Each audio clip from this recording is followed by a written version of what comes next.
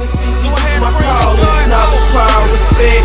Knowledge, power, respect. Knowledge, power, respect. Knowledge, power, respect. Knowledge, power, respect. Knowledge, power, respect. If you knew what I knew, they gon' have to cut you the check. Knowledge, power, respect. Deborah, you there? I'm here. I'm right here. Ah, snap. You are live on air, 89.5 The Wave FM. Please, no cussing, no N-word, no other foul language. All right, I'll keep it business professional. All right. What up, though? How you doing? What's up? Just showing the show some love. Showing my boy Adam some love. Oh, yeah. Appreciate that. And, yeah, she can call me Adam, people. You guys can't. Uh-oh. Uh-oh. Nah, you good. You good. It's big. Okay. I allow the big business to call me Adam. That's not a problem. But okay. All right. Hey, tell the people who you are. I didn't hear you. What you said? Tell the people who you are. Why are you so important? Uh-oh. Well, thanks for saying I'm important. This is Deborah from eOne, Koch Records. You know, the attorney that makes it happen in there, signing all the deals. So I'm just reaching out from the East Coast.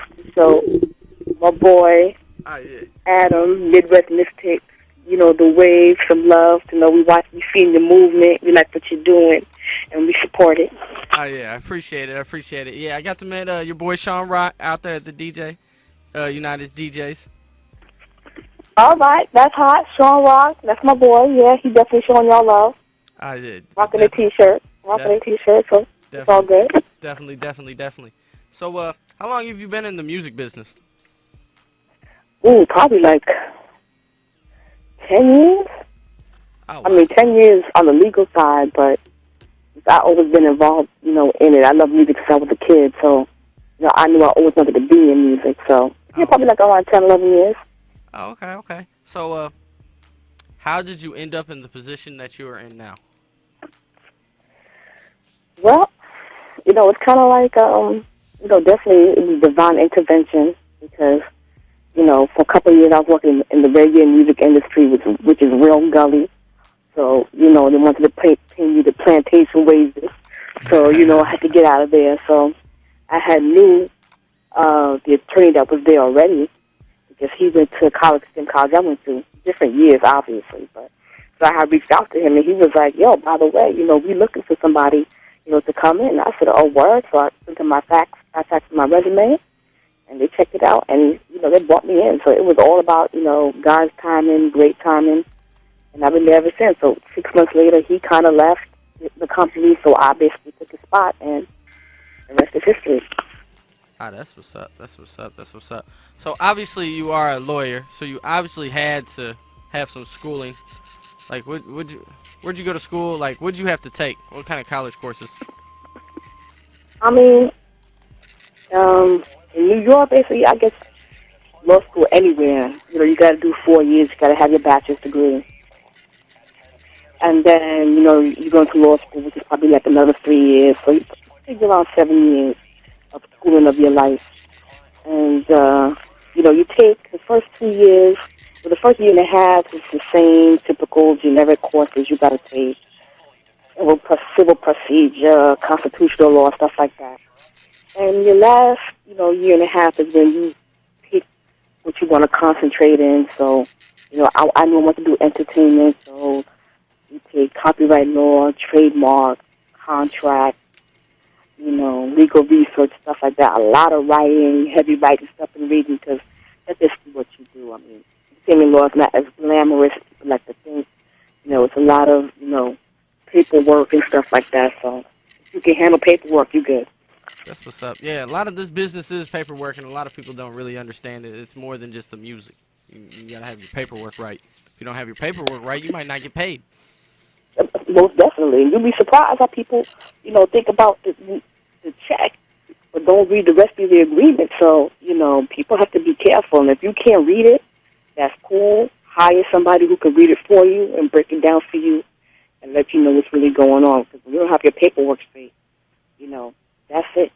Because the paperwork is designed to work for them. So unless you got someone to make it work for you too, you know, you're just going to get stuck. You have distribution. Yeah. Could you explain what is the difference between the three? All right, the label side is like any other label where we sign artists and we do like the typical, record deal type situation. Like some of the artists that we signed that we broke really were Jim Jones, DJ Khaled. We signed Ray J, Jerome. We just signed Ricky Graham with the snapbacks and tattoos. We just signed Young Chris. So that's a traditional deal where, we put out the album, market it, promote it, do radio. The promo side is where, people sometimes hire our radio promo department to service their records, to radio, whether it be rhythmic, urban, pop, or whatever. And we did that for Epic Records a couple of years ago, where we broke Sean Kingston's career and Young Berg's career before he played himself.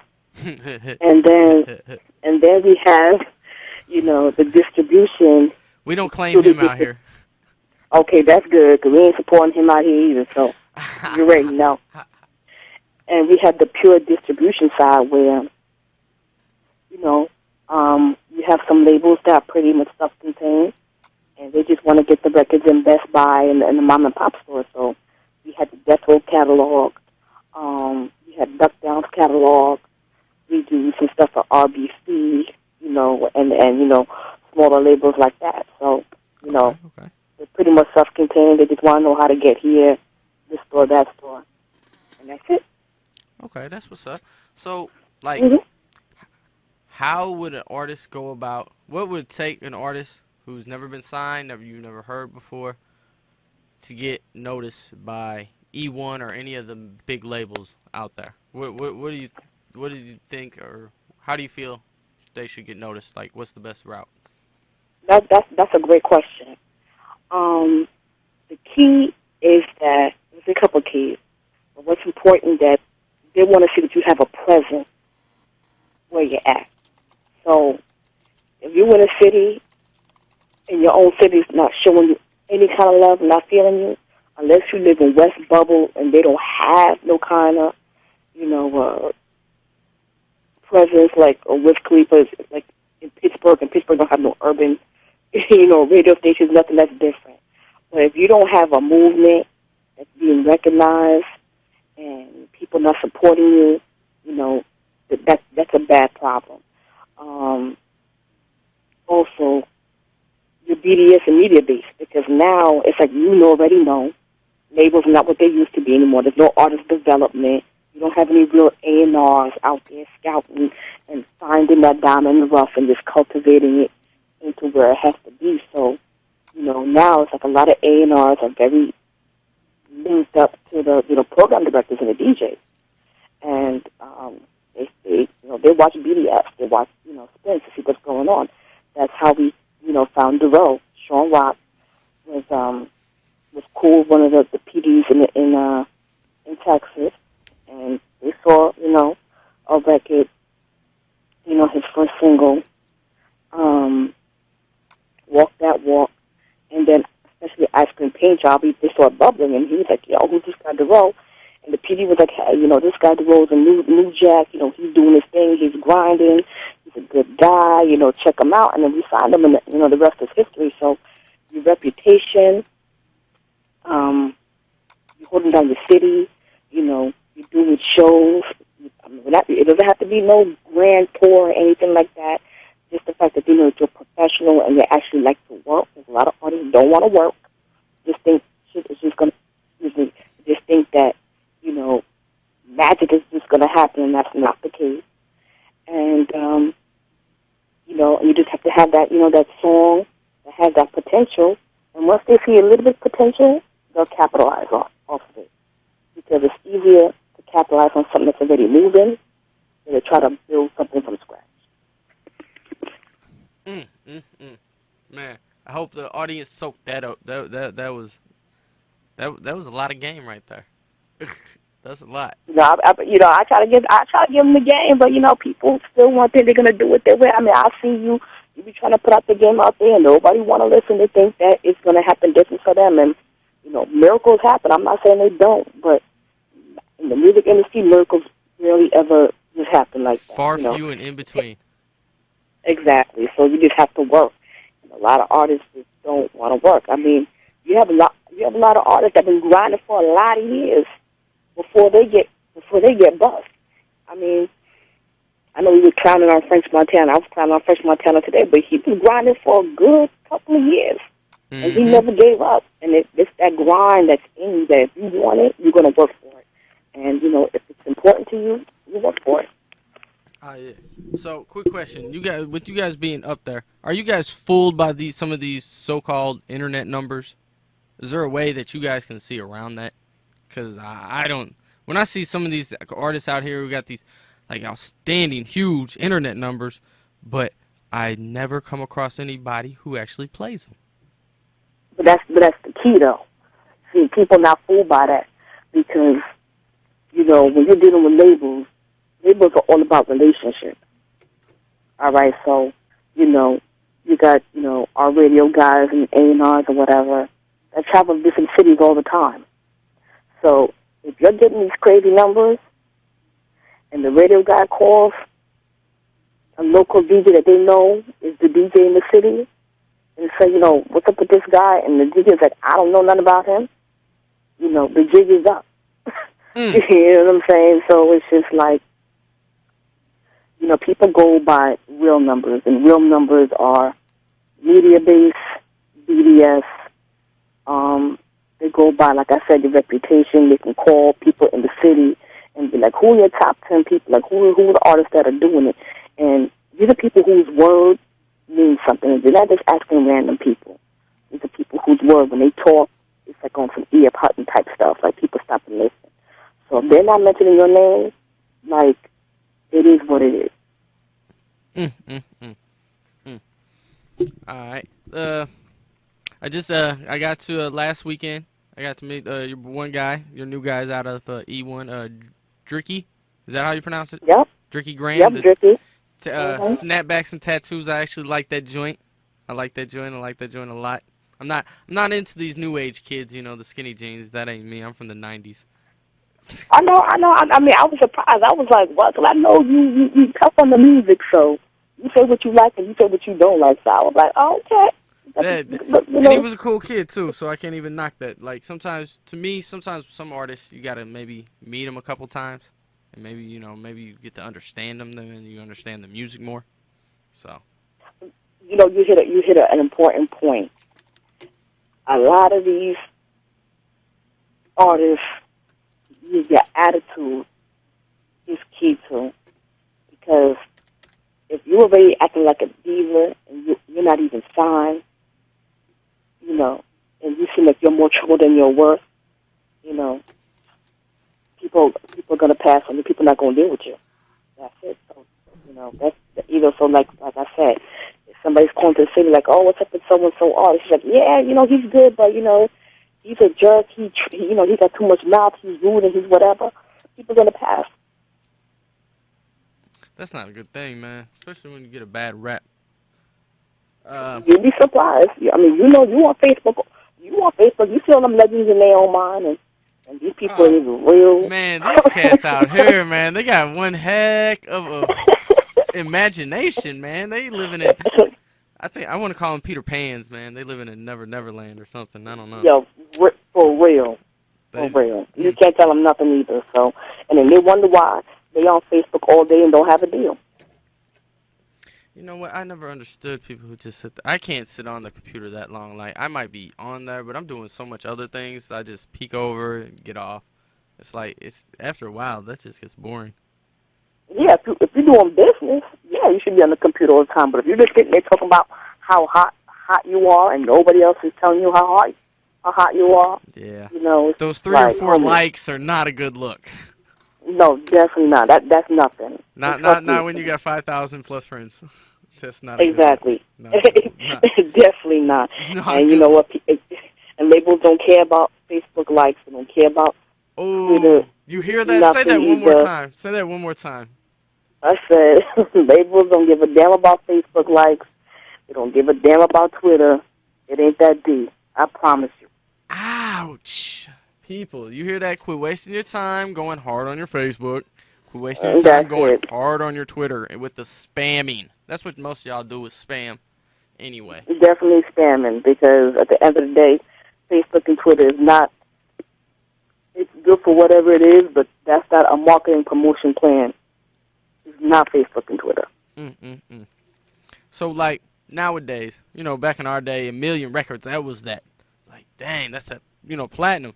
Nowadays, man, people go platinum, man. That's like a miracle. Like, what are good numbers to the industry now? I mean, it depends. I mean, if you're an indie and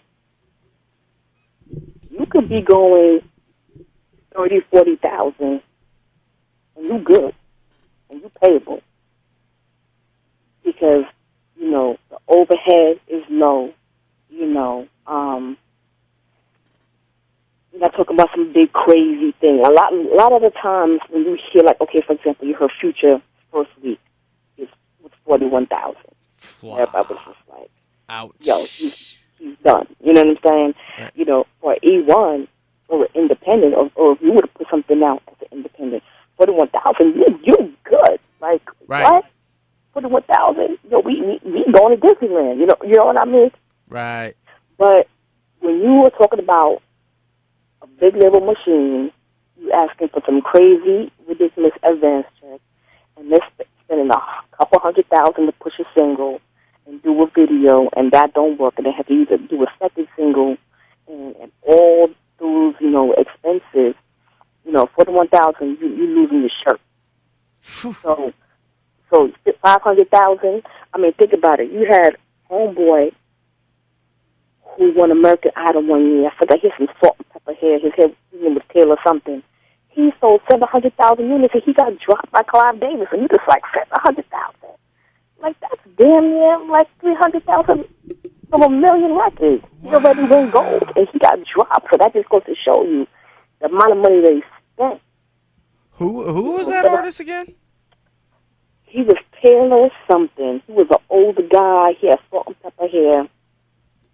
Wow, 700,000 and still got dropped? And he got dropped. Dang. And it was just like, are you serious? So when you got something like that, where you sold over gold and you get dropped, that's crazy. I mean, even if that dude, Racks on Racks on Racks, that was like the biggest record of last year. I'm sure that thing's probably sold like 500,000 downloads or whatever, the single alone. Right. He got dropped. They wasn't even trying to put out an album for him. So it just goes to show you that, you know, you might think 500,000 is a lot, but depending on how much money they spent to make that 500,000, they could have still lost their shirt. Man. So, and the music industry is set up today where you don't have to go to a major label to do your thing. You know what? That was going to be my next question. What do you think these artists' best bet are? Try to stay indie as long as possible, or should they try to go ahead and get that major deal, which everybody's making them sign 360 deals anyway? I think for the most part, major labels have a purpose because major labels are international. They have presence in other countries, and basically, they have the money to put up marketing promotion because not everybody has 200, 300,000 sitting in their bank account to work a single. They don't. You know, so, and even with, you know, the DAP picks and live mixtapes, and you are inundated with hundreds of mixtapes that are competing with your mixtape or your record online or whatever, you have to set yourself apart from the rest. So, because, you know, artists look at major labels as their bank, which in essence they are, because they're fronting the money, you know, you may want that machine, because there are labels that still carry a name, like Def Jam still means something, you know what I'm saying? You know, Sony still means something, Jive still means something. So, you know, any artist is going to be like, hey, I'm on the same label as Usher. Yeah, that's cool, but you're not getting Usher's budget. You're not getting Usher's attention. You know, you got to build it, you got to work for that. So what I would recommend is that if you're all about a check, and that's just your bottom line, and you're not thinking about any kind of loan, longevity, then go get that Sony check. But just know that you're going to be on a plantation for a long time, and, you're going to be competing with a whole lot of other artists, so you may not get their attention. People get rotated in and out of these labels, so your man who found you and signed you, who you were his number one priority, if his ass gets fired tomorrow, you back on the list and they'll be like, who is this? Hey, I'm glad, don't mean to cut you off, I'm glad you said something like that, because that's what happened with Freddie Gibbs over at Interscope. The cat he was over there messing with, he got let go. And the minute that happened, all those friendly open doors became, who is it? Who? Exactly. Yeah, so. Exactly. So, because you're a priority to one person, you're a priority to somebody else. And that happens all the time. The new person comes in and says, who are these people? Nah, I don't want these people. I want to bring in my own people. So, and you always hear stories about, when Loon finally came out. I mean, Loon was signed to Bad Boy when Mace was signed to Bad Boy. And you didn't hear about Loon until damn near six years later. So, so he was just sitting there. Wow. So, I mean, to build your movement, do it like Master P did it. He did it independent. He had he built his machine. He pressed his things. He was the man of his city. You know what? I'm glad you mentioned Master P too, because just on the fact I've been trying to tell like my man like Richie Stacks, County Brown, even Dirty Boy Montana, they got catalogs. You know what I'm saying? Why are you not advertising your catalog in your new project, whether it is a mixtape or not? Exactly. Boom, go get that old money. Like I tell people, I'm still making 94 money off Psychodrama. And that's it. And that's the key. Because that's that legacy money. That's that money that's going to keep coming in. So your catalog, that's part, even still, that's just part of your ownership. People never think about that. You know what I'm saying? That's part of your assets, part of, who you are. So you always want to promote that, because you got something hot. People are going to be like, oh, yeah, where can I find more stuff? Right. And they shouldn't have to dig for that information, because if they got to start digging and finding information, they're going to be bored. Be like, yo, whatever. People now, they want things easy. They want things quick. I call them the microwave generation, because everything's going to be cooked quick. Everything got to be fast. So you let them know, hey, this is where my other stuff you can find, this, that, and the third. So I would do, if it was old as new. You know what I'm saying? So, do it like MC Hammer did it back in the day, where he was doing it independent. So when the labels came up to him, and they were offering him that bad deal, he was able to sit there and say, nah, because what you're offering me, I could do on my own. Right. You're not really offering me anything that more than what I'm doing on my own. So then they'll have the leverage. Right. Because when they come to you, begging you to do a deal, you have the leverage. Right. So, quick question. All right. Name 3 artists out of St. Louis, none of the guys who have been signed. Name 3 indie St. Louis artists. That are actually doing something? Yeah. Well, you know what? Even if they're not doing something anymore, just name 3. Okay. From what I see Tefpo is doing his thing. That's a cuss word on this radio show, right? I'm sorry, didn't know that. I didn't want to curse. I'm just joking. I'm just joking. You said name 3. I didn't say there was. I'm just messing with you. Nah, Tefpo doing his thing, man. Okay. But yeah, Tef has been doing his thing for a minute. But okay, that's one. Yeah. Dirty Boy, he's doing his thing. All right. And I remember you introduced me to him, and I was like, oh, okay, which is cool, because I know. Hey, and when I sent you that CD, what was on that CD? There was a couple of records on that CD. Nah. I mean, what made it stand out compared to all those little mixtapes you get? I mean, just the packaging. The packaging was right. Thank you. The barcode too, as well. There's a barcode. Oh yeah, well that's always key. And that's when you know you're doing business, is when you have a barcode. There you go. All right, that's 2. And I was saying, my boy Joe Lewis, who should be, you know. That's a new name to me. I'm gonna have to check him out. Yeah. The Chronicles of Joe mixtape. That's my boy. I bump it to this day. You know, and he's, you know, not everybody gets the shine that they're supposed to get. You know, because people are not really about lyrics anymore and delivery and stuff like that. They're on that little swag nonsense and jumping on whatever bandwagon it is. So those are the ones that I can sit there and say, oh, I see what y'all doing. I see y'all taking it seriously. Going, you know, like you said, the packaging, you're getting the right people in place, you know, and doing that. Everybody else really, you know, I wasn't that impressed. Okay. Who's you've been talking, I see you've been talking about him a lot lately here on Facebook, but you got that Alabama kid you guys just signed, man. Tell us about that. Okay. We definitely got a Rich Boy. And, you know, people know Rich Boy from the stuff he got in the scope with Portal to Dawn. With these, look at here. So, Rich Boy, you know, he left in the scope. Well, you know, people get dropped, left, whatever terminology you want to use. So, first you get the knowledge, then you get the power. You know what come after that? That's when the respect sets in, man. I ain't gotta lie about mine, homie. Money ain't an issue, but I let the money chase me. And I'm out here getting this brain food. You say you getting money, guess what? I'm gaining knowledge.